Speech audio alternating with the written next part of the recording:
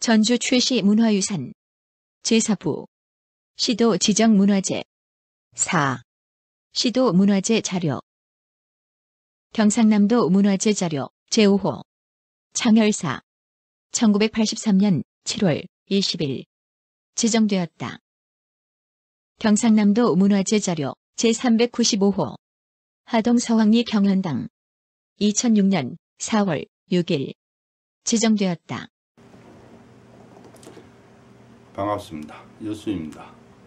오늘은 경상남도 문화재 자료 제5호 창열사 그리고 경상남도 문화재 자료 제395호 하동 서황리 경현당에 대해서 살펴보도록 하겠습니다. 창열사는 진주 촉성루 주변에 진주 공원에 있는 사당인데 임진왜란 때 2차 진수성 싸움에서 순국한 의병장을 비롯해서 그 순국선열을 배양하고 있는 사당입니다. 하동 서황리 경현당은 경남 하동군 북천면 중촌길 51-22 서황리에 있는 그 인천서원에 부속된 그 강당입니다. 이 두 문화재를 한꺼번에 검토하는 이유는 문성공계 알염사 공파 하동종회의 그 모상공 기필파의 파조 11세 모상공 최기필이 그 창열사와 인천서원 이 두 곳에 다 배양이 되어 있어요. 한 분이 두 곳에. 그리고 물론 그 인천서원은 알염사 공파 하동종회가 관리하는 서원이기 때문에 인천서원에는 그 하동종회의 입향조 6세 정자공 최득경 그리고 12세 죽당공파의 파조인 죽당공 최탁 이런 분들도 함께 그 배양이 되어 있습니다. 본론에 들어가기 전에 제가 한 가지 고백할 것이 있습니다. 제가 좀 잘못 알고 있었던 게 있었습니다. 그 백과사전은 물론 그 행장, 죽당공의 행장이나 죽당공의 묘비명에도 보면은 죽당공의 사인이 병사라고 이렇게 적혀 있어요. 그래서 저는 죽당공이 소현세자를 모시고 심양에서 주제를 하다가 병이 들어서 이렇게 돌아가신 걸로 이렇게 생각했거든요. 그리고 다른 사람들한테도 제가 설명을 또 그렇게 했습니다. 묻는 사람한테 제가 다 그렇게 설명을 했어요. 한 얼추 한 20년 된 것 같은데 제가 인천서원을 방문했을 때도 아니 심양에 파견돼서 소현세자 모시다가 병이 들어 돌아가신 거에 뭐 어찌 그 서원에 배향될 공훈이 되겠는가 저는 이렇게 생각을 했었거든요. 이번에 이 동영상을 만들기 위해서 자료를 수집하고 분석을 하고 쫙 하다 보니까 죽당공의 사인을 그 병사로 봐서는 안 된다 이런 결론에 도달을 했습니다. 죽당공이 그 병이 들어 돌아가신 게 아니고 이른바 그 죽을 힘을 다해서 절체절명의 위기에 처한 나라를 구하려고 하다 보니까 지독한 그 과로로 인해서 순국하신 것입니다. 뒤에 가서 거기에 대해서는 자세하게 제가 설명을 드리도록 하겠습니다. 임진왜란 때 2차 진주성 싸움에서 끝까지 성을 사수하다가 순절한 의병장 김천일 등 순국선열을 배양하기 위해 건립된 사당으로 경남 진주시 남성동 진주공원에 있다. 임진왜란이 끝난 뒤 관민이 협력하여 순국선열의 충절을 기르기 위하여 사당을 세웠으며 1607년 창열사로 사액이 내려지고 1712년 경상도 병마절도사 최진안에 의하여 중수되었다.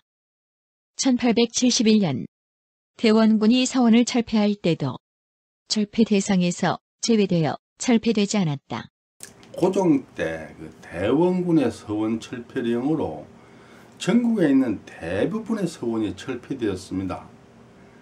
그리고 이제 그 설총을 배향한 서악서원, 채치원을 배향한 무성서원, 안향을 배향한 소수서원, 정몽주를 배향한 숭양서원 등 전국의 47개 서원이나 사당은 철폐 대상에서 제외됐어요.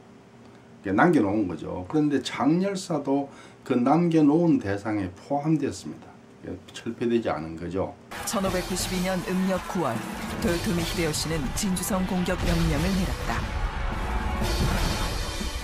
그리고 음력 10월 5일 대규모 일본군이 진주성으로 집결했다.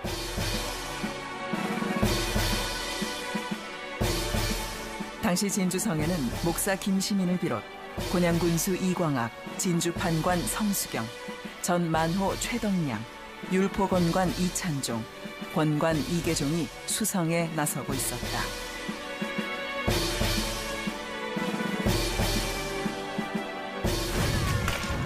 일본군은 하세가와 히데카즈, 나가오카 다다오키, 기무라 기게코라 등이 공성에 나서고 있었다. 일본군의 병력수 약 2만, 진주성 수성 병력은 약 3,800명. 거의 10배에 이르는 병력 차이였다.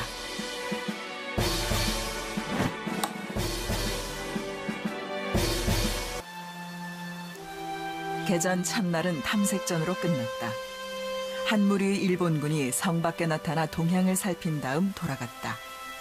본격적인 전투는 다음 날인 음력 10월 6일부터 시작되었다. 마침내 역사의 길이 남을 6일간의 격전이 시작된 것이다.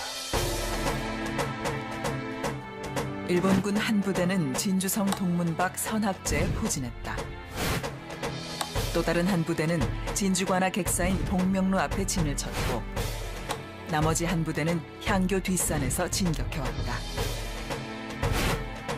남강과 해자가 있는 서쪽을 제외한 동북방이 완전히 포위된 것이다.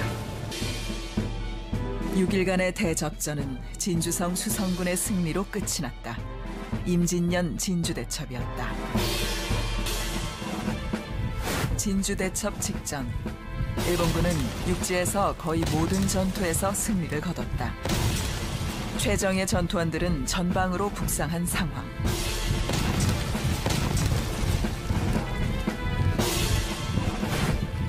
반면 진주성 공격에 나선 부대는 후방 부대였다. 고니시 가토와 같은 장군들은 명나라로 간다는 목적이 있었기 때문에 요컨대 최선봉 부대들, 최정예 부대는 이미 전방에 가 있고 이 1차 진주성 전투 때 참전했던 일본군들은 후방을 점령하려던 또는 특히 전라도 쪽을 정복하려던 장군들이 공격을 한 거였는데 따라서 진주성 공격에 나선 후방부대 군사들은 전방의 최정예 부대에 비해 전투력에서 차이가 있었다는 추론이 가능하다.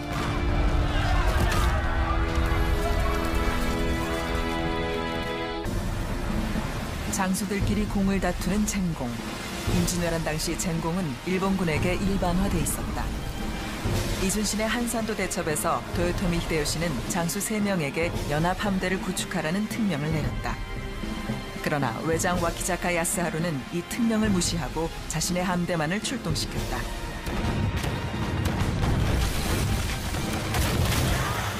그 결과 하객진에 걸려 59척의 전선이 격침당하고 9천여 명의 전사자를 내고 말았다. 이런 쟁공은 진주성 전투에서도 그대로 재현됐다. 당시 일본군은 하세가와 히데카즈, 나가오카 타다오키, 기무라 기게코라 등 총 9명의 장수가 지휘하고 있었다. 이 9명의 일본군 장수가 번갈아가며 주장을 맡았다. 정해진 주장이 있는 것이 아니었다. 이 탓에 일본군은 전력을 집중하지 못했다. 진주성 수성군 입장에서는 상대적으로 성을 지키기 용이했던 것이다. 정사에는 진주 목사, 충무공, 김시민을 필두로 창의사, 문열공, 김천일, 충청도 병마절도사, 무민공, 황진, 경상우도 병마절도사, 충의공, 최경회, 충의공, 장윤, 효열공, 고종후, 증의조 판서, 유봉립 등 모두 7분을 배항하고 있다. 그 외에도 의병장, 이잠, 김해 부사 이종인, 김천일의 아들 김상건, 의병장 양선숙, 우병우후 성영달, 의병장 강희열, 거제 활령 김준민, 진해 현감 조경영, 첨정 윤서복, 판관 최기필, 의병장 유함, 생원 이욱, 의병장 강희복, 수문장 장윤현, 의병장 손승선, 주부 정유경, 수문장 김태백, 판관 박생남, 선무장 양재, 학생 이인민, 하계선, 박안도, 최열량 등 39일을 동서 양쪽으로 나누어 배향하였다. 장열사에 배향된 분들은 대부분 의병장인데 의병이 되기 전에 배설을 하신 분도 있고 혹은 또 의병으로서 공을 세워서 배설에 오르신 분도 있어요. 그런 분들은 그 배설을 적고 있습니다. 모상공도 의병장이지만은 그 이전에 전력이 그 판관 배설에 올랐던 전력이 있기 때문에 판관이라고 그 배설 이름을 적은 겁니다. 임진왜란이 발발하자 조선 관군은 속절없이 무너졌다. 이 무너진 관군을 대신한 전력이 바로 의병이었다. 최초의 의병은 의령에서 창의한 홍장군, 곽재우 부대였다. 전국 각지에서 봉기한 의병들은 일본군의 후방을 교란하고 보급로를 차단했다. 당시 진주성 외곽에는 망진산의 조응도 정유경, 말티곡의 방면에 심대승, 곽재우, 윤탁 등, 곤양 방면에 정기룡, 조경형, 그리고 단성 방면에는 김준민, 윤경남, 최경회 등이 진주성을 구원하고 있었다.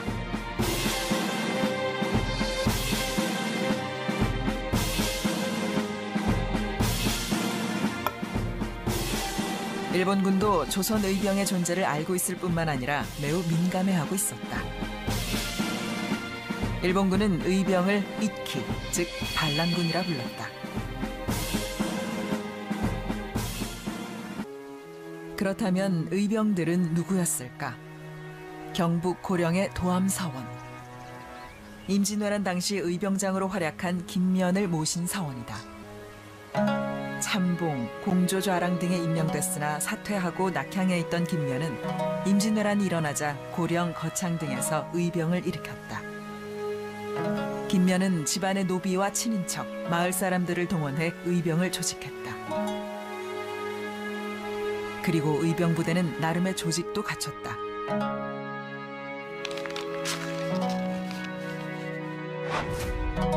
의병장을 비롯 참모와 중사 등 지휘부를 두었고 그 아래 중간 지휘관인 군관과 아병들을 두었다. 그 아래 실제적으로 양인으로 이루어진 전투병력을 갖추는 등 매우 체계적이었다. 그리고 이들은 대부분 지역 출신이라 유격전을 펼치는 데 절대 유리했다. 일단은 의병은 말 그대로 자발적으로 일어나서 활동하는 군사들이기 때문에 그들은 어떤 반대급부를 바라고 일어나는 건 아니죠. 그런데 이제 저병이 지속되고 하면서 국가에서는 의병의 지속성 또 군사의 징발을 어떤 지속적으로 유지하기 위해서 나중에는 뭐 이제 군공을 세운 사람, 그러니까 목을 몇 개 베우면 뭐 승진을 시켜주겠다, 아니면 신분을 해방시켜주겠다 이런 유인책이 제시됩니다만은 초기의 의병들은 순수하게 국가를 위해서 자발적으로 일어나는 의병들이 많다 이렇게 봐요. 의병들의 활약이 두드러지자 조정도 관심을 갖기 시작했다. 의병 중에서 공을 세운 자들에게 포상이 주어졌다. 의병이 올린 군공에 따라 벼슬을 주거나 노비들은 면천, 즉 신분 해방을 시켜주기도 했다. 초기에는 순수하게 자발적으로 일어났던 의병들. 거기에 정부의 포상 제도에 힘입어 의병은 조선의 중요한 군사력으로 자리매김해갔다. 이들 의병장과 의병들은 진주성 외곽에서 일본군을 공격하며 적지 않은 타격을 입혔고 진주성을 단단하게 구원했다.